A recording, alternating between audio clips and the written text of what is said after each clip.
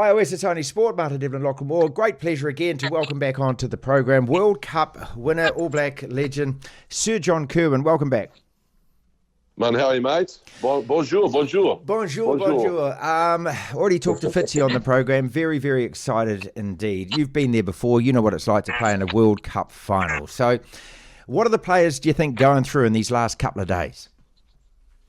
Oh, look, I think the whole week's about keeping your emotions in check and trying not to think about the consequences of winning, losing. It's really about trying to go through the process that will get you to Saturday and play well.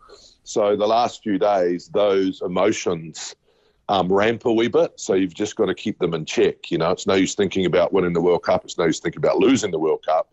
You've got to think about the 80 minutes. And these guys are pretty good at that. But these thoughts must come into your mind. I mean, you must allow yourself to dream as well. I mean, I'm sure that you get pictures in your head of holding the trophy or scoring a try. What do you do in those moments? How do you deal with that? Well, you don't run away from it. You acknowledge it, and you go, right, this is, keep the positive ones, and get rid of the negative ones. But the important thing with the positive ones is when you sit with them, say, okay, what does that look like then? And then you just quickly translate that into, okay, if you will, Jordan, and Mark Talia, then you go, it's going to be a big high ball weekend. So part of me winning the World Cup will be nailing that. So it's just about, don't try and run away from the emotions. You sort of got to front them. When you hear the All Blacks talk about, getting excited and walking towards the challenge, that's pretty much what it means. You don't hide it in the back of your mind because it'll jump out and grab you halfway through the game. What I've gone through in my life, what you've gone through in your life as well, we're a couple of people as well where that dark side comes back as well. And under those circumstances, do you actually talk to people about it? I mean, do you actually go to the coach and say, hey, mate, this is bugging me, this is plaguing me at the moment? Do you try and bury it? What's the best way to deal with that side of it? Oh, I think like I often talk about now, preventative mental health is the best way. So, they do a thing called performance care. So they're talking about those pressures all the time. They're talking about the emotions, how they influence. They get guys like Richie McCaw back in, and they just really front it, mate. So it doesn't come as a surprise.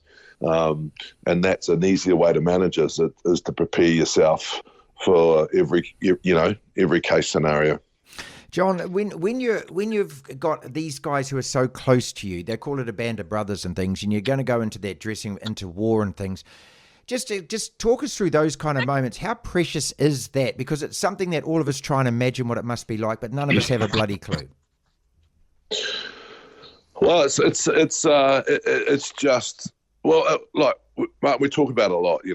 I actually don't like when we talk about it being a war, because I think the world's pretty. It's a game. It's a game, and it's a game that you play with a bunch of people who you respect, and there's no special feeling like the feeling of respect for the player next to you. So you go in with a common goal. You go in with a reason why you want to win, and a lot of those reasons are outside the change room: your family, your country, a lot of those different things. So wherever you find your motivation, you've got to put that at the top of the list. But it's dealing with the pressure. It's like anything in life. It's walking towards that. And, I like when the All Blacks say we walk towards it, because that's an acknowledgement. Biggest game of your life. It's going to come down to a few moments. But if you can stay in those moments rather than think about the consequences, then you're going to nail those roles. Is this final then completely different from every other test match that these guys will play? It might sound like a dumb question, but they've been under enormous pressure every time you play for the All Blacks.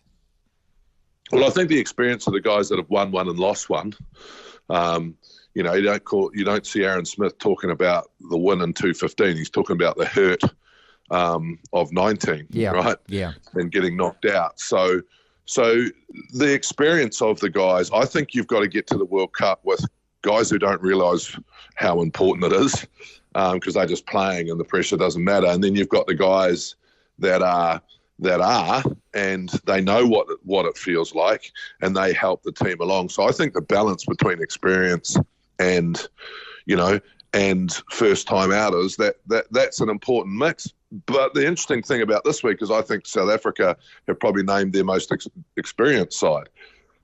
For me, this week's about a contrast in styles. I think that the All Blacks want to play an expansive style, and we do that at all costs, don't we? Whereas South Africa probably have 2 or 3 game plans that they can go to, but a lot of the time it's not about being too expansive if they don't think the opposition you should be expansive. For example, I doubt if the wing has got the ball,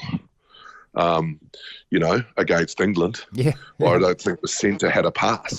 But that's rugby, right? That's rugby, man, and that's how they play it. That's how they win their rugby. Yeah, too. that's how they play it, and they're proud to play it like that. I don't like it, and I'm very open about that because I don't think it's a spectator sport.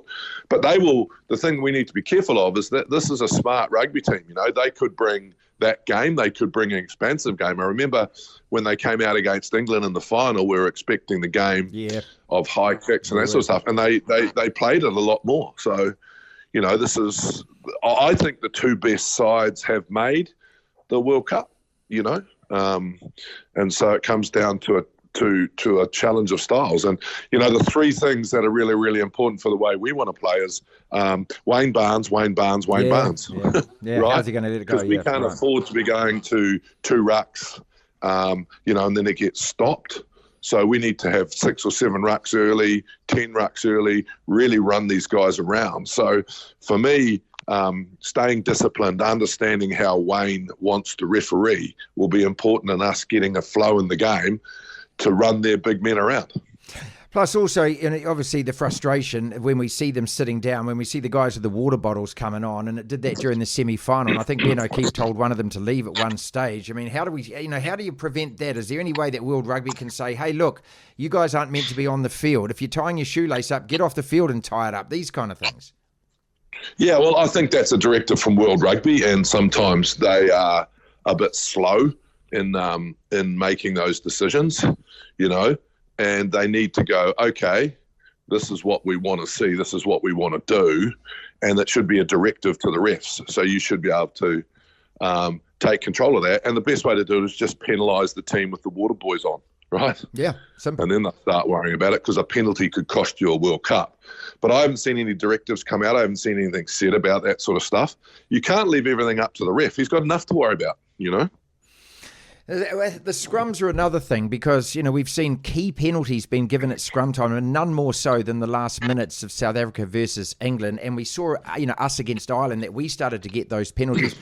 Can you explain what the hell's going on with all of that? Well, there's so many different. Hey, Martin, you're asking a winger, mate. Like, I wouldn't go near that. Well, you're an expert now, man. Come on. But the last penalty was for knee down.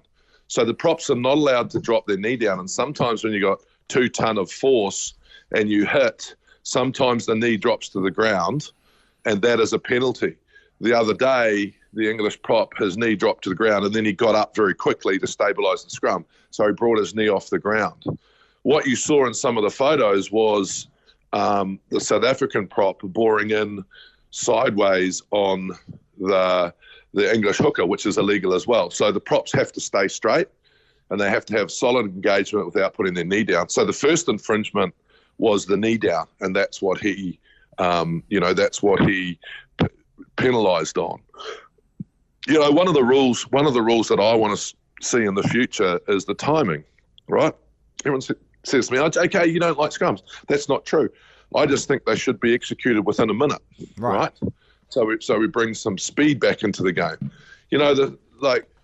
John Smith, who I respect and really like, and he's a great man, he came in the other days and said, well, if you don't want to do scrums, go to rugby league. And I understand what he's saying, but I think we can speed it up a bit. I spoke to a mate of mine who's coaches the scrum the other day, and I said, could you get it, from penalty or from infringement, could you get this done in a minute? And he said, yeah, of course you could. So for me, it's not about that. It's about speeding up the scrum. And then my beautiful old mate, John Drake, who's And I've been dead 10 years. 10 years ago, he said to me, "Why would you not have a prop as a TMO?" You know, you have your TMO, he was a genius. and then you have a genius, John. He always have a prop looking at the scrums, and he can advise the ref. Yeah, right. Cool. And it gives all the props a job. So that's a win-win. Sir John Kirwan is with us. We're building up a course to the most important rugby match of the year and the most important, I think, sporting match in New Zealand this year. We've had Women's World Cup, of course. We had the Women's Rugby World Cup last year. The Warriors were on a real tear. But, JK, nothing beats a Rugby World Cup final where the All Blacks are playing. Tell me. Well, look, I think that... we should all be, whether you're football, volleyball, crochet, art, musician. All Blacks are how we represent our country. People wouldn't know who Christopher Luxon was, but they know who in America or in France, but they will know who the All Blacks are. Exactly so it's right. our window. Exactly right. Yeah. It's our window to the world. And I love that when you see the team run out, we are Pākehā, we are Māori, we are Tongan, we are Samoan, we are Fijian, we are a real reflection of our country. So it represents our country, and this little country of 5 million, that's why you got to feel a little bit sorry for Ireland, because they're not dissimilar, and they've had a great rugby team up until a little while ago. Here's this band of men that are working together for our country, to put our country where it should be, and that's number one in the world in the game of rugby. So people are fascinated with how a little country like ours can achieve so much. So for me, it's bigger than the game. It's bigger than the game, and it always has been. For me, it's about our country, our beautiful little country being represented in the right way around the world. Totally. A couple more questions. We'll let you go. I always thank you so much for your time, mate. I know you're bloody busy. I want to go back to when you're talking about the coaches. Ian Foster. Now, here's a man who has just been maligned in so many quarters. I proudly have stood up for this guy because he's a decent guy and he's a good man. And whether or not the players deserve some of what he's copped, I've always argued that those guys on the field have to own up to their own responsibilities. But right now, he's in a position where he could be the coach of a winning Rugby World Cup side. How about that? I mean, can you imagine that from a year ago when we were in Joburg to this? There's a lot of places in society that talk about, we need to be more resilient, we need to be humble in defeat, we need to compete out, show dignity and all that stuff. And I think what Ian Foster and this team have done, there's an old hidden rule when you're an All Black. First, look in the mirror. And if you can look in the mirror and say you've done everything you can, then you can go and criticise someone else. And when you look at all the stuff that's happened with the All Blacks and Ian Foster, it would have really, really hurt, mate. Some of the stuff that was happening would have really hurt. But they also signed up for that job. And I think the dignity that Ian Foster's shown and the resilience, and he had to make some hard calls. He had to sack a couple of mates of his who had given a job. He had to make some really big calls. And I think the dignity that he showed, the humility that he showed, and the respect that he showed, especially for the wider, the bigger picture, which is the All Blacks, we should all take our hats off to, because we hear these traits and we want our people to have these traits, and he's lived them. And I think the team also took responsibility. I read an article the other day where Sam Cane said, it really hurt, but the biggest thing that hurt was that we weren't playing well enough, and so we had to sort that first. Understand. So that looking in the mirror is really, really important. And I think when you think about some of the things we read and see and do, and especially with social media, looking in the mirror is a really sage and sane way to check yourself before you check others. So, I think he can be incredibly proud, and, he will go down in history in many ways. So he will carve a place in history because of what's happened. All right, you are one of the very few that were both at Mount Smart and Twickenham. So you've seen both games between the two teams this year. The Boxer brought a 7-1 bench split. So how does this game go in your mind? What are we going to see? Oh, look, I think it'll be a battle of styles. So I think New Zealand has to go out and try and establish our style. So try and have multiple rucks. You'd want to try and run the South African team around if you can. You know, they're tired. They've come off some pretty hefty games. And so, you know, we've got to try and get 10, 12 rucks early in the piece to really run these guys. And then to do that, you've got to be able to catch the high ball and stay disciplined. If you're not showing any sort of discipline, then they're going to kick you to the corners and wear you down. More mistakes you make, the more scrums they can have, right? So that's how we want to play. No mistakes, really good discipline, catch the high ball and play rugby. What they'll be trying to do is force us into errors, be really physical. I don't think they'll keep it too far than 1 or 2 rucks, you know, off each ruck, and they'll be trying to wear us down because there's a different type of tiredness, you know, when you play South Africa. Because they're so physical, it's a really difficult game to play because you're getting physically bashed up as well as having to run. So I think it'll be a battle of styles. The only sort of warning I would have there is that this South African team sometimes can come out and change the way they play. I don't think they will in the final, but they could run it a bit more. But for us, if we can get them up to lots of rucks, I think we could, we could be in for a good night. How lucky are we, mate? I'm up there in the press box. You're sitting sideline. How goddamn lucky are we? Oh, look, I feel really blessed, Martin. You know, like, I think, people say, you know, you're working hard. Well, I'm sitting on the sidelines in one of the greatest events in the world. I'm really close to the pitch. I'm close to the players. I can feel the emotion.